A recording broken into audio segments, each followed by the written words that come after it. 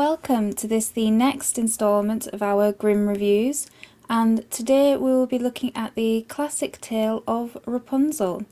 The earliest version of this tale that I can find dates all the way back to the 3rd century, namely the year 201 to 300 AD, and is the legend of Saint Barbara, who was the daughter of a rich pagan who locked her in a tower to preserve her from the outside world. In the tower, she secretly became a Christian and rejected her pagan marriage, which was a setup.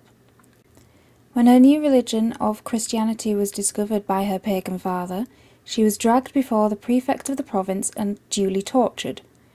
Although she did keep miraculously healing every night, and finally she was sentenced to be beheaded, and her own father carried out the deed. As punishment, he was struck by lightning, and his body was consumed by flame. Her tomb then became a site for miracles. The first literary version I can find was dated 1637 and was called The Maiden in the Tower. So let's get into our story, and don't worry, it's gonna be juicy. Our story starts with a married couple who are wishing for a child. And luckily, or unluckily, however you want to look at it, they lived next door to an enchantress and could see from their windows her garden, which was surrounded by a high wall. The wife, who was finally pregnant, began craving the lettuce that she saw in the garden. Spoiler alert, it was a Rapunzel type. And persuaded or nagged at her husband to steal it. Always a good idea to steal from a sorceress, especially when they live next door. So he did, more fool him. And she loved it, couldn't get enough of it, and sent him back the next night to steal some more. However, he was caught. The enchantress gave him an ultimatum and said, "You can have as much of the lettuce as you like. Take it all, take as much as you like. However, once your wife gives birth, you give the child to me. I will raise her and she will be mine." And the guy agreed. So as soon as the child was born, they gave her the name Rapunzel because of the lettuce that the wife had been scoffing all through the pregnancy, and the enchantress appeared and took her away. When Rapunzel was 12, the enchantress took her to the tower and locked her up there. There was no door, there was no stairs, really an architect's nightmare to be honest, and no reason as to why she hadn't put her there in the first place. As to where they were the last 12 years, we've got no idea. Whenever the enchantress wanted to get in, she stood at the foot of the tower and called out, "Rapunzel, Rapunzel, let your hair down." And whenever she heard the voice from the enchantress, she would undo her braids, fasten them to the window latch, and let them fall right to the ground, where the enchantress would then climb up on them to get inside. A few years passed like this, and a prince who was passing in the forest hears her singing to herself and wanted to see her, but went to the tower but could not find an access point. He listened every day, hidden behind a tree, and eventually heard the enchantress call out the passphrase of "Rapunzel, Rapunzel, let your hair down," and saw the braids fall down the tower and the enchantress climb up them. So one day he decided that, I can have a go at this, and did it himself. Rapunzel let the hair down, and she couldn't differentiate between a female voice and a male voice. So when the prince climbed up and appeared at the window, she was absolutely terrified, and as she had never met a man before, she'd been locked in the tower since she was 12. But he charmed her, wooed her, courted her, was very, very charming, and asked her to marry him. On the spot. Absolutely. And she said yes. The choice was between him or Mother Gothel, which was the enchantress's name, Gothel being German for godmother. And to be quite honest, there was probably no choice at all. Here was a really handsome prince, charming, probably very good looking. So she said yes.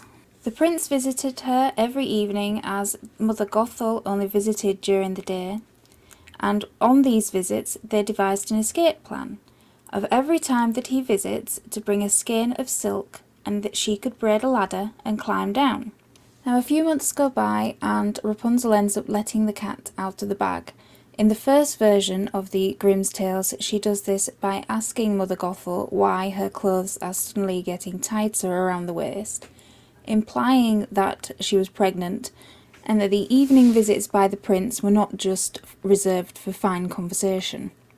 However, in later versions of their tales, this was changed for her asking why Mother Gothel was so much harder to pull up to the tower than the prince, who was much more agile and could get up there a lot faster. The enchantress flies into a rage and cuts off Rapunzel's hair and banished her to the wilderness with nothing. My question is, how did she get down from the tower? Because if she couldn't get out in the first place, how did she get down now? I suppose she could have forced her to climb down her own hair.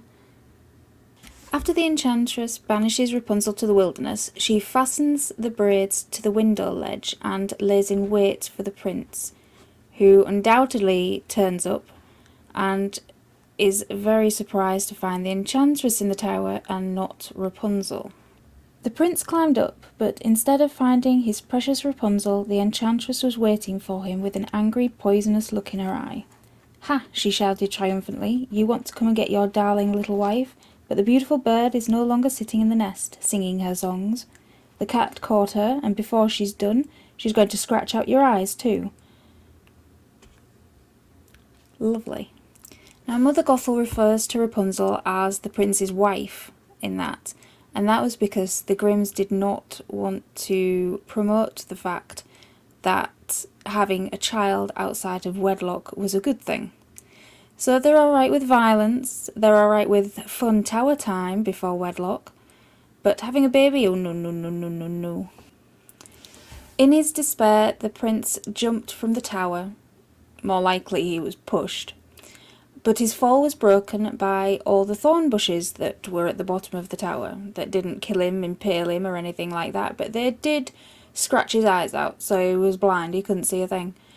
And he wandered the forest in misery for the next few years, before reaching the same wilderness that Rapunzel had been banished to.